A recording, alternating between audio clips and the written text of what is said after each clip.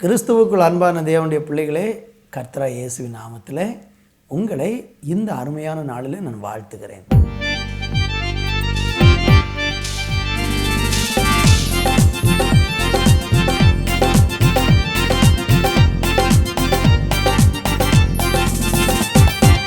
தேவா நான் ஏதினால் விசேஷித்தவன், ராஜா நான் அதை தினம் யோசிப்பவன்.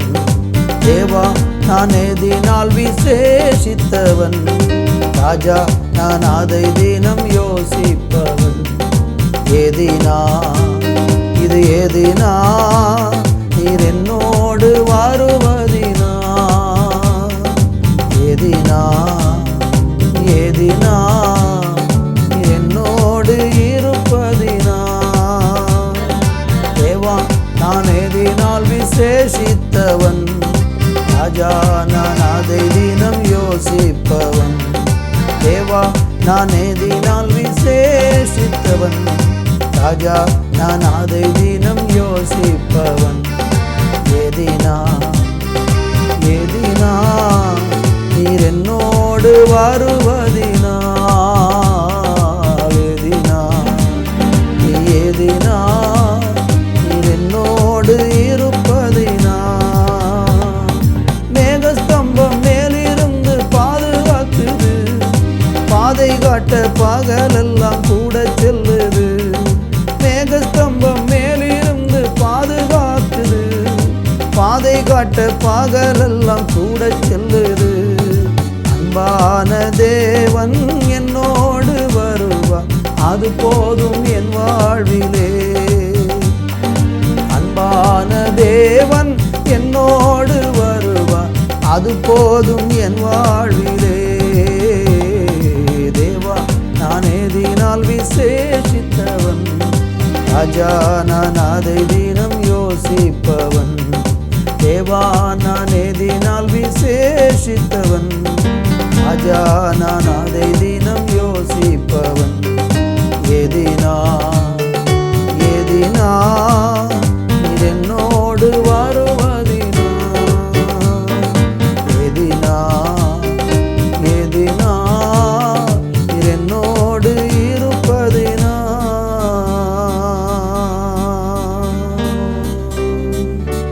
ஒவ்வொரு நாளும் ஆண்டவரே எங்கள் கூட நீங்கள் இருக்கிறதுனால தான் நாங்கள் இந்த உலகத்தில் மகிழ்ச்சியாக இருக்கிறோம். அப்பா ஆண்டவரே, உம்முடைய கிருபை இல்லாமல் நாங்கள் வாழவே முடியாதுப்பா. உம்முடைய தயவு, உம்முடைய இரக்கம், உம்முடைய அன்பு மாத்திரமே எங்களை ஒவ்வொரு நாளும் தாங்குகிறதற்காய் நன்றி. ஒவ்வொருவரையும் பலப்படுத்தி ஆசீர்வதித்தருளும். இயேசுவின் நாமத்தில் ஜெபிக்கிறோம் எங்கள் நல்ல பிதாவே, ஆமேன் ஆமேன். அன்பு தேவ பிள்ளைகளே, இந்த நாளிலே தியானிப்பதற்கு 1 சாமுவேலின் புஸ்தகம் 17ஆம் அதிகாரம் 45வது வசனத்தை வாசிக்கிறேன். அதற்கு தாவீது பெலிஸ்தியனை நோக்கி, நீ பட்டயத்தோடும் ஈட்டியோடும் கேடயத்தோடும் என்னிடத்தில் வருகிறாய். நானும் நீ நிந்தித்த இஸ்ரவேலுடைய இராணுவங்களின் தேவனாகிய சேனைகளுடைய கர்த்தரின் நாமத்தினாலே உன்னிடத்தில் வருகிறேன். இன்றைய தினம் கர்த்தர் உன்னை என் கையில் ஒப்பு கொடுப்பார். நான் உன்னை கொன்று உன் தலையை உன்னை விட்டு வாங்கி பெலிஸ்தருடைய பாளையத்தின் பிணங்களை இன்றைய தினம் ஆகாயத்து பறவைகளுக்கும் பூமியின் காட்டு மிருகங்களுக்கு கொடுப்பேன். அதனால் இஸ்ரவேலில் தேவன் ஒருவர் உண்டென்று பூலோகத்தார் எல்லாரும் அறிந்து கொள்ளுவார்கள். வாசித்த இந்த வசனத்தில் ஒரு சிறுவனாகிய தாவீது ஒரு மகா பராக்கிரமசாலியான ஒரு ராட்சசனாகிய மனுஷனாகிய கோலியாத்துக்கு முன்பதாக தைரியமாக துணிகரமாக ரொம்ப சவால் விட்டு பேசக்கூடிய ஒரு வார்த்தையை பார்க்கிறோம். சிறுவனாக இருந்த இந்த தாவீதுக்கு இந்த தைரியம் எப்படி வந்தது? அநேக நேரங்களில் நம்ம சந்திக்கக்கூடிய பல பிரச்சனைகள் நமக்கு மிகவும் பயத்தை உண்டாக்குகிறது. சில காரியங்கள், சில மனிதர்கள், சில சூழ்நிலைகளை எதிர்கொள்வதற்கே முடியாமல் நம்ம ரொம்ப சோர்ந்து போய்விடுகிறோம். நீங்கள் இந்த 17ஆம் அதிகாரத்தில் 4 11 வரையுள்ள வேத வசனங்களை நேரம் எடுத்து படித்து பாருங்கள். அங்கே கோலியாத்து வந்து நின்று கொண்டு அவன் சவால் விடுகிறதை நம்ம பார்க்க முடிகிறது. அவன் ஒவ்வொரு நாளும் இப்படி வந்து நின்று இஸ்ரவேலர்களுக்கு முன்பதாக சவால் விடுகிறான். உங்களில் ஒருவனை நீங்கள் தெரிந்து கொள்ளுங்கள், அவனை என்னிடத்திற்கு வரட்டும், என்னிடத்திற்கு அனுப்புங்கள், நான் அவனை தனியாக சந்திக்கிறேன் என்று கிட்டத்தட்ட 40 நாட்கள் அவங்க ரொம்ப பயங்கரமான அந்த காரியத்தை கோலியாத்து, பெலிஸ்தியனாகிய கோலியாத்து சவால் விட்டு கொண்டே இருக்கிறதை பார்க்க முடிகிறது. அதில் 11வது வசனத்தை நான் வாசிக்கிறேன். சவுலும் இஸ்ரவேல் அனைவரும் அந்த பெலிஸ்தனுடைய வார்த்தையை கேட்டு கலங்கி மிகவும் பயப்பட்டார்கள். பார்த்தீங்களா, பெரிய ஒரு இராணுவ கூட்டத்தோடு சவுலும் அவனுடைய இராணுவ வீரர்களும் இருக்கிறாங்க. இந்த கூட்டத்தில் 3 இராணுவ வீரர்களாக இந்த தாவீதினுடைய சகோதரர்களும் இருக்கிறாங்க. இவங்க 3 பேரும் அந்த இராணுவத்தில் வேலை செய்தாலும் இந்த சவுலுக்கு நிறைய இராணுவ வீரர்கள் இருந்தாலும் ஒருத்தருக்கு கூட இந்த கோலியாத்தை எதிர்கொள்ளக்கூடிய தைரியம் இல்லை. எலியாவும் அபினாதாவும் சம்மாவும் இந்த தாவீதுடைய மூத்த சகோதரர்கள் தான். ஆனால் அவங்களுக்கும் தைரியம் இல்லை. அங்கே சவுல் ராஜாவுக்கும் இவனை பார்த்தாலே பயமாக இருக்கிறது. இந்த சூழ்நிலையில் இந்த மனுஷன், இந்த சிறுவனாகிய தாவீது எப்படி இந்த பிரச்சனையை எதிர்கொண்டான்? அதற்கு என்ன காரணம்? ஒன்று நான் சொல்லிக்கொள்ள விரும்புகிறேன். இவங்கெல்லாம் அந்த கோலியாத்தை பார்த்த உடனே, சவுலும் அவனோட கூட இருந்தவங்க கோலியாத்தை பார்த்த உடனே அவனுடைய தோற்றமும் அவனுடைய உயரமும் அவனுடைய காரியங்களை எல்லாம் பார்த்து அவங்க பயந்து போனவர்களாக இருந்தாங்க. நீங்கள் அதில் 17வது இடத்துல 5:6 சொல்லுகிறது, அவன் தலையின் மேல் வெண்கல சீராவை போட்டு ஒரு போர்க்கவசம் தரித்து கொண்டு இருப்பான். அந்த கவசத்தின் நிறை 5000 சேக்கலான வெண்கலமாக இருந்தது. அவன் தன் கால்களிலே வெண்கல கவசத்தையும் தன் தோள்களின் மேல் வெண்கல கேடயத்தையும் தரித்திருப்பான். அவனுடைய ஈட்டி தாங்கு நெசவுக்காரரின் படைமரத்தின் கனதியும் அவன் ஈட்டியின் அலகு 600 சேக்கல் இரும்புமாயிருக்கும். பரிஜை பிடிக்கிறவன் அவனுக்கு முன்பாக நடப்பான். இந்த தோற்றத்தை பார்த்து பார்த்து பார்த்து இவங்களுக்குள்ள ஒரு பெரிய பயம் உண்டாயிற்று.